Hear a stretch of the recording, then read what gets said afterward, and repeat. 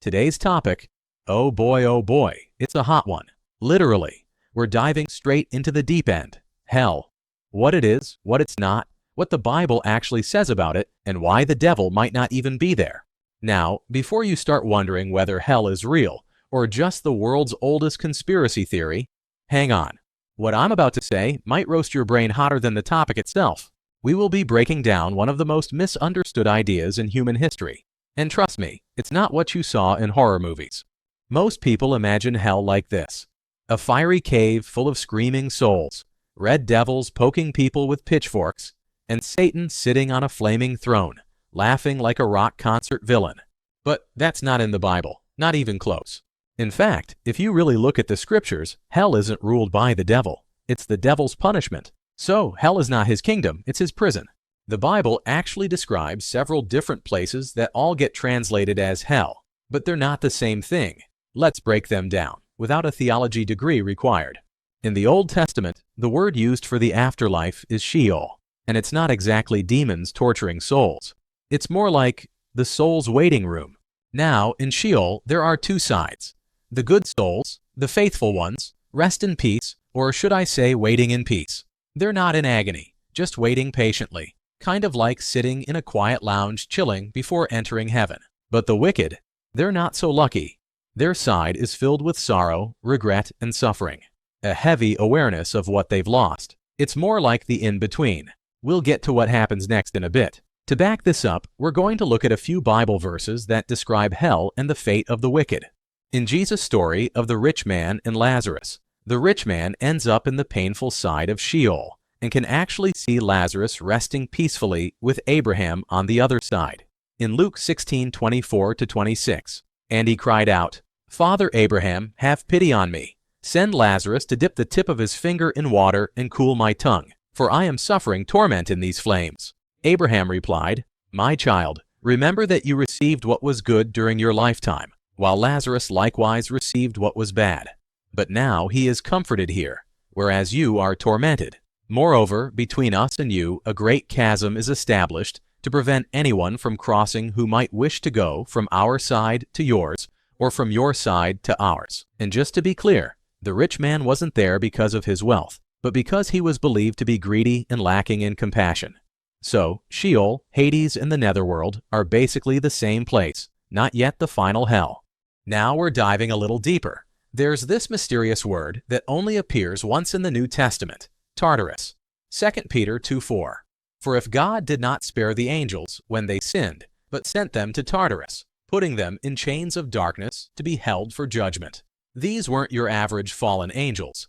They're the ones from that bizarre pre-flood story in Genesis and the book of Enoch, the watchers who crossed a big line by mingling with humans. Their punishment? Immediate imprisonment. So if Sheol is the waiting room for human souls, Tartarus is the supermax prison for rebellious angels. It's not necessarily fiery, it's more like the deepest isolation imaginable. No sound, no light, no connection, just waiting for the final judgment. Basically, the worst time out in the universe. Now this one, the abyss, shows up a few times, and it's not a hole in the ground. It's more like a sealed dimension, a kind of spiritual containment zone for destructive forces. We actually get a hint of this earlier in Luke 8:31. And they begged Jesus repeatedly not to order them to go into the abyss. Even the demons didn't want to go there. If the bad guys themselves are scared, you know this place is really bad. It's a place where evil loses its freedom, or worse.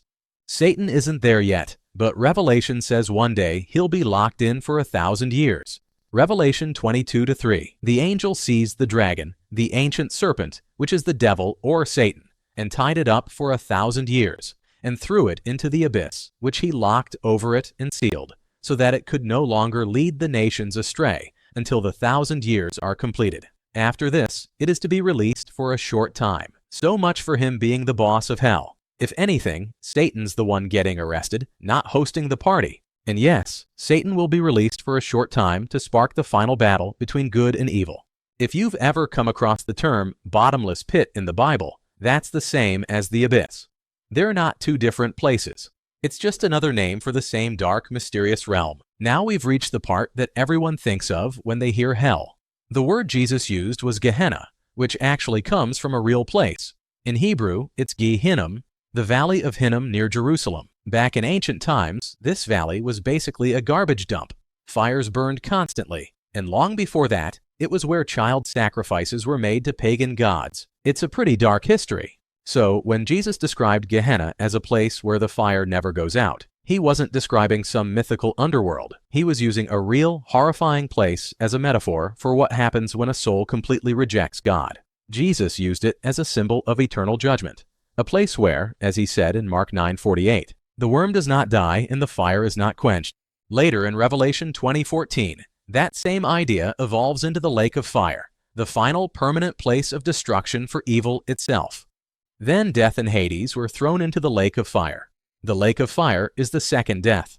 This is where sinful people, evil entity, and Satan all end up, the spiritual endgame of everything corrupt. If you've heard Jesus talk about Gehenna and later read about the lake of fire in Revelation, don't get confused. They're the same place. Gehenna is the image Jesus used on earth. The lake of fire is how it's revealed at the end of time. Different names, same final destination. So, to recap, Sheol, Hades, the netherworld, is the waiting room for souls before Christ's resurrection and before the final judgment. Tartarus is the prison for certain fallen angels. The abyss, bottomless pit, is the spiritual solitary confinement for demons, and eventually, Satan for 1,000 years. Gehenna, lake of fire, is the final destination after the last judgment, the ultimate and eternal hell. All of them are bad, very, very bad.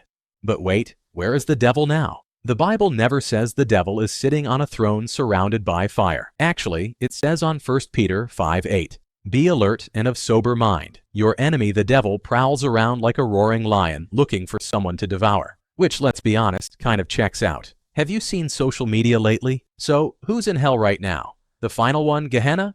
According to most interpretations, no one. Hell, the final one, opens after the final judgment. Until then, souls are in Sheol, awaiting that cosmic court date. So, do we need to fear hell? Here's the twist. Fear was never the goal. Warning was. Some scholars even suggest that hell's descriptions were partly meant to stop chaos on earth. Because think about it. What if the Bible never mentioned hell? If everyone just went to heaven no matter what, would people still care about doing good? Would there be more murderers, tyrants, or psychopaths? Or what will happen to the good people? Or would earth itself become hell? In a way, hell is a moral boundary, a reminder that actions have eternal weight. It's not about scaring people, it's about steering them. If Satan truly ruled hell, why would he punish people? Wouldn't he want to recruit them instead? If hell were his base of operations, it wouldn't be a place of punishment. It would look more like a nightclub for evil. Imagine murderers, scammers, and thieves just hanging out forever, partying like it's eternal Saturday night. Doesn't make sense, right? So even the devil fears hell. So yes, hell is real, but not as a cartoon, not as Satan's playground, as a spiritual reality of separation from God. And here's the good news.